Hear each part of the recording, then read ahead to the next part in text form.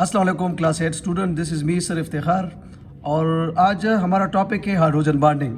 Book page number 111 पर जैसे आपको पता है कि हम चैप्टर नंबर 4 पढ़ रहे हैं और इसमें स्टार्ट में हमने बॉन्डिंग पढ़ी थी, मतलब आयनिक बॉन्ड, कोवैलेंट बॉन्ड, फिर उसके टाइप्स, फिर इंटरमॉलिक्यूलर फोर्स का टॉपिक हमने शुरू किया था।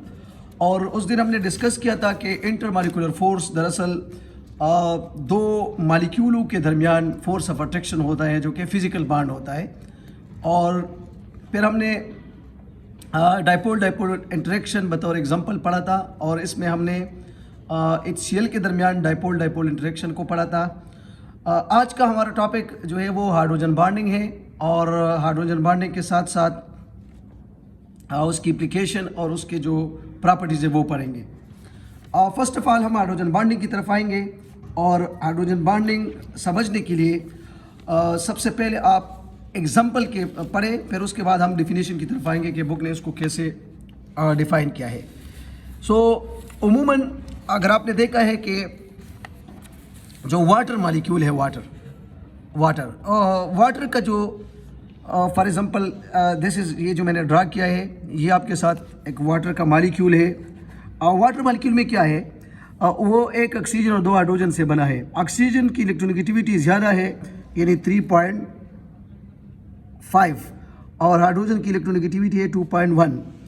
तो ऑक्सीजन के ऊपर नेगेटिव चार्ज आता है क्योंकि जो शेयर पेयर ऑफ इलेक्ट्रॉन होते हैं वो ऑक्सीजन के करीब होते हैं और क्योंकि वो स्ट्रांग इलेक्ट्रोनेगेटिव है। हाइड्रोजन के ऊपर पॉजिटिव चार्ज आता है क्योंकि शेयर पेयर ऑफ इलेक्ट्रॉन उससे दूर होते हैं। तो अगर एक वाटर मॉलिक्यूल दूसरे वाटर मॉलिक्यूल के साथ इंटरेक्ट करे, फॉर एग्जांपल ये हमारे साथ दूसरा वाटर मॉलिक्यूल है, उसके भी ऑक्सीजन वही उसी तरह नेगेटिव होगा, हाइड्रोजन पॉजिटिव होगा।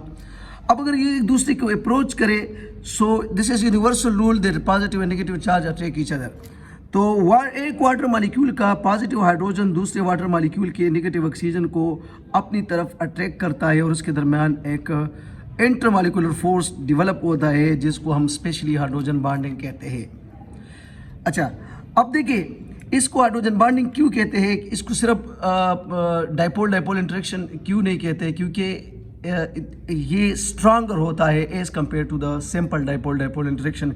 इट इज़ 10 टाइम्स स्ट्रांगर और इसके लिए कुछ कंडीशंस है, शराइत लगाए गए हैं बुक ने कि ये hydrogen mostly attach with oxygen और नाइट्रोजन और फ्लोरीन, और दूसरी तरफ जब ये फिजिकल बॉन्ड बनाएगा तो भी ऑक्सीजन, नाइट्रोजन या फ्लोरीन के साथ बॉन्ड बनाएगा। अच्छा, अब इसको बुक की तरफ आते हैं कि बुक ने इसको कैसे डिफाइन किया है। तो आप पेज नंबर 112 पर पहले आ जाए, पेज नंबर 112 पर। और पेज नंबर 112 पर जो आपको यहाँ पर दिखाई देता है, ये जो रेड में ये डिफिनीशन है हाइड्रोजन बॉन्डिंग का। Hydrogen bond is the attractive force between the highly electron deficient hydrogen atom of one molecule and nearby highly electronegative atom with lone pair of electron। इस पॉइंट को note करें कि highly electronegative भी होगा और lone pair भी उसके साथ होना चाहिए, सच एज फ्लोरीन, ऑक्सीजन और नाइट्रोजन ऑफ द मॉलिक्यूल। और यही तीन है, इसके अलावा है ही नहीं। तो ये तो हाइड्रोजन बॉन्डिंग की डिफिनेशन है। Now come toward the explanation जो बुक ने एक्सप्लेन किया है। Molecule in which hydrogen bond is hydrogen is covalently bonded to the more electronegative atoms such as fluorine, oxygen और नाइट्रोजन। यही बात बुक ने भी की है कि ये फ्लोरीन होगा, ऑक्सीजन होगा, नाइट्रोजन होगा। And appreciably strong positive charge is thus developed on the hydrogen atom due to the large difference in their electronegativity value and other atom। अच्छा, ये बहुत इंटरेस्टिंग है कि मतलब स्टूडेंट के ज़हन में फिर ये सवाल आता है कि इसमें फ्लोरीन, ऑक्सीजन और नाइट्रोजन की बात क्यों की गई है। तो उसकी एक वजह है, देखिए अगर आप पीरियोडिक टेबल को देखें तो पीरियोडिक टेबल में जो जनरल एक रूल है ना कि हम जब लेफ़्ट टू राइट जाते हैं, when we move from left to right, तो इलेक्ट्रोनेगेटिविटी जो है वो इंक्रीज़ होती है। ये ज़रा इम्पोर्टेंट चीज़ है ताकि स्टूडेंट के जहन में ये जो सवाल आता है कि क्यों ये सिर्फ तीन जो है वो हाइड्रोजन बॉन्ड बना सकते हैं और बाकी नहीं। उसकी वजह ये है कि हम जब लेफ़्ट टू राइट जाते हैं पीरियोडिक टेबल में, फ्रॉम लेफ़्ट टू राइट, तो इलेक्ट्रोनेगेटिविटी इंक्रीज होती है। अच्छा, अब देखिए ये जो नाइट्रोजन है ये 5A से ताल्लुक़ रखता है, ऑक्सीजन जो है वो 6A से ताल्लुक़ रखता है, और फ्लोरीन जो है वो 7A से ताल्लुक़ रखता है। इसका मतलब ये है कि ये बिल्कुल एक्सट्रीम और राइट पे है पीरियोडिक टेबल पर, और इसकी वजह से इसकी साइज़ कम है और इसकी इलेक्ट्रोनेगेटिविटी ज़्यादा है। तो साइज़ कम है और इलेक्ट्रोनेगेटिविटी ज़्यादा है, ये दोनों चीज़ें रोल प्ले करती है। और सेकंड अगर आप देखें तो ये अपने ग्रुप के टॉप एलिमेंट भी है, सो ये भी एक रीज़न है कि उसकी साइज़ कम है और इलेक्ट्रोनेगेटिविटी ज़्यादा है। इसलिए जब ये हाइड्रोजन के साथ बॉन्ड बनाएंगे कोवेलेंट, तो हाइड्रोजन को अप्रिशिएबली पॉजिटिव करेंगे और ये ख़ुद जो है वो इस पे अप्रिशिएबली नेगेटिव चार्ज आएगा। इसलिए जब ये किसी दूसरे ऑक्सीजन नाइट्रोजन से फिर बॉन्ड बनाते हैं हाइड्रोजन, तो वो भी फिर स्ट्रांग होगा, क्योंकि इसमें फिर कूलम लॉ भी आती है। तो लेकिन बहरहाल ये फिर आप हायर क्लासेस में पढ़ेंगे। सो ये एक रीज़न है कि why nitrogen, oxygen and fluorine वो हाइड्रोजन बॉन्ड बनाते हैं। अच्छा, टर्न द बुक पेज 112 पे आप आ जाए। और अच्छा, as a result, a strong force of attraction is created when this positively charged hydrogen atom of one molecule is attracted by fluorine, oxygen or nitrogen belonging to the neighboring molecule. This force of attraction is called hydrogen bonding.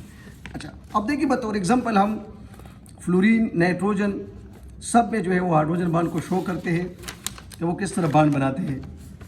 Look at the fluorine. अच्छा, अब देखिए fluorine में भी इस तरह होता है कि ये फ़र्ज़ करें एक फ्लोरीन है, इसके ऊपर नेगेटिव चार्ज आएगा क्योंकि शेयर पेयर ऑफ इलेक्ट्रॉन इसके करीब होंगे, इसके ऊपर पॉजिटिव चार्ज आएगा।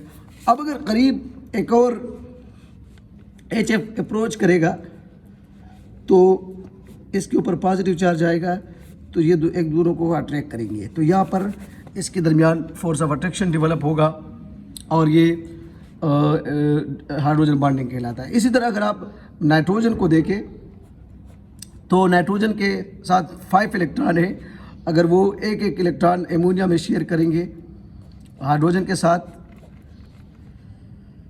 तो ये जो अगर इसके करीब कोई दूसरा नाइट्रोजन अप्रोच करेगा या NH3, तो अच्छा यहाँ पर भी इसके दरमियान फोर्स ऑफ अट्रैक्शन डेवलप होगा, सही है, और ये आपके साथ हाइड्रोजन बॉन्डिंग बनेगा इन केस ऑफ एमोनिया। अच्छा, now come toward the application of hydrogen bonding के नेचर में हाइड्रोजन बॉन्डिंग की क्या एप्लीकेशन है। तो आप बुक पेज नंबर 113 पर आ जाएं।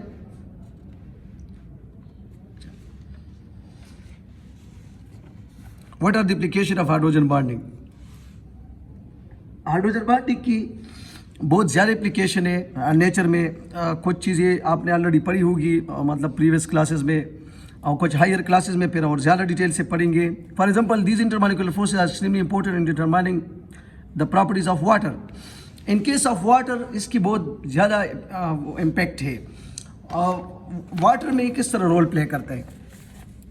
अकॉर्डिंग टू द सोर्सेज, अगर वाटर के मॉलिक्यूलों के दरमियान हाइड्रोजन बॉन्डिंग न होता तो वाटर, जो कि अब हम जानते हैं कि वो बॉयल होता है 100 सेंटीग्रेड पर, अगर वाटर के मॉलिक्यूलों के दरमियान ये हाइड्रोजन बॉन्ड न होता तो वाटर -68 सेंटीग्रेड पे ये लिक्विड होता। यानी लिक्विड, फ्रीजिंग तो छोड़े, सिर्फ लिक्विड में आने के लिए इसको कितना टेम्परेचर डाउन करना होता, -68। देट मीन कि वाटर का जो लिक्विड फॉर्म है या लिक्विड नेचर है, it is because of the hydrogen bonding. Second, water में इसका रोल ये है कि ड्यू टू हाइड्रोजन बॉन्डिंग ज़्यादातर चीज़ें जो है वो वाटर में सॉल्युबल है। फॉर एग्जांपल, आगे चैप्टर नंबर 6 में फिर आप पढ़ेंगे एथेनॉल वगैरह, और ये एक दफ़ा बोर्ड में भी ये क्वेश्चन आया था। ये हमारे साथ होता है ड्रिंकिंग अल्कोहल का फार्मूला है एथेनॉल। अच्छा, अब देखिए ये उसूलन ये हमारे साथ ऑर्गेनिक है, सो ये पानी में डिज़ोल्व नहीं होना चाहिए था, लेकिन ये पानी में डिज़ोल्व होता है due to the hydrogen bonding, क्योंकि ये जब अप्रोच करता है वाटर में, अगर आप इसको डिज़ोल्व करते हैं तो ये इसका जो पॉजिटिव हाइड्रोजन है ये वाटर के नेगेटिव ऑक्सीजन के साथ बॉन्ड बनाता है और इसी तरह ये पानी में डिज़ोल्व होता है या सॉल्व होता है। ऐसा भी हो सकता है कि यहाँ से वाटर के मॉलिक्यूल का हाइड्रोजन आ जाए और वो इसके साथ बॉन्ड बनाए। अच्छा, ये डेली लाइफ में आप शुगर वगैरह जो पानी में ऑलरेडी यू नो दैट कि सक्रोज वगैरह जो घरों में इस्तेमाल होने वाला शुगर है वो पानी में सॉल्युबल है, तो it is because of the hydrogen bonding. तो कहने का मेरा मतलब ये है कि हाइड्रोजन बॉन्डिंग की बहुत ज़्यादा एप्लीकेशन है वाटर में, स्पेशली उसकी हाई बॉइलिंग पॉइंट या वाटर की सॉल्युबिलिटी में ये बहुत रोल प्ले करता है कि why water is a universal solvent या why water is a good solvent. You know that कि मोस्ट ऑफ जो प्रोसेस है वो हम वाटर में करते हैं, तो एक रीज़न ये है।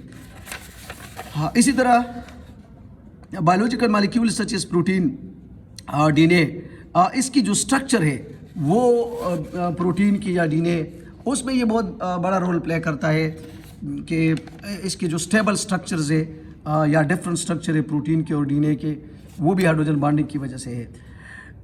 अच्छा, नेक्स्ट है and synthetic material such as glue, paint, resins और the adhesive actions of the paint and dyes is develop due to the hydrogen bonding.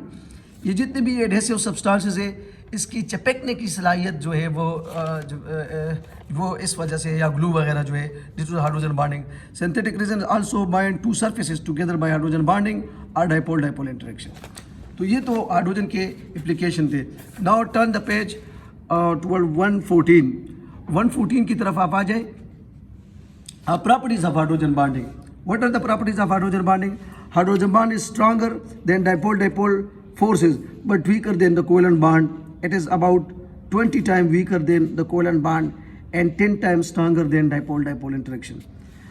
अच्छा, ये बहुत इंटरेस्टिंग है कि ये उस दिन भी मैंने आपको समझाया था कि एक होता है इंट्रामॉलिक्यूलर फोर्सेस और एक होता है इंटरमॉलिक्यूलर। इंट्रामॉलिक्यूलर फोर्सेस में केमिकल बॉन्डिंग आते हैं, जैसे आयनिक बॉन्ड, कोवेलेंट बॉन्ड, ये बहुत स्ट्रांग होते हैं फिजिकल बॉन्ड से। लेकिन अगर हम फिजिकल बॉन्ड जैसे डाइपोल इंटरेक्शन या हाइड्रोजन बॉन्डिंग को आपस में कंपेयर करें तो हाइड्रोजन बॉन्डिंग पे 10 टाइम्स स्ट्रांगर है than the dipole interaction, but 20 time weaker than the covalent bond, because उसमें ट्रू बॉन्डिंग होती है। फॉर एग्जांपल, अगर आप सिर्फ वाटर के जो एग्जांपल में इसको देखें, सो लुक एट दिस, ये वाटर है, तो वाटर का ये जो कोवेलेंट बॉन्ड है इसको तोड़ने के लिए आपको कितनी एनर्जी चाहिए? 464 kilo joule per mole energy चाहिए। याद रखिए कि ये एक मॉलिक्यूल की हम बात नहीं कर रहे हैं, जब पर मोल आ जाए तो इसका मतलब होता है 1 मोल। और आप अगर इसके दरमियान ये हाइड्रोजन बॉन्ड तोड़ना चाहते हैं then you need 19 kilo joule per mole energy. तो इसका मतलब ये है कि ठीक है, हाइड्रोजन बॉन्डिंग बहुत स्ट्रांग है, लेकिन डाइपोल इंटरेक्शन से यानी 10 टाइम्स स्ट्रांगर है। लेकिन अगर आप इसको आपस में कंपेयर करें विद द कोवेलेंट बॉन्ड तो ये उससे फिर वीक है।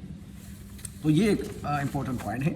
हाइड्रोजन बॉन्ड इज डायरेक्शनल, ये हमेशा डायरेक्शनल होती है क्योंकि ये दो मॉलिक्यूल के दरमियान डायरेक्ट होती है। Hydrogen bond form long chain and help in the formation of network of molecule. ये बात अभी हमने की डीएनए के हवाले से या प्रोटीन के हवाले से कि इसके different and long structure is due to the hydrogen bonding. Thank you.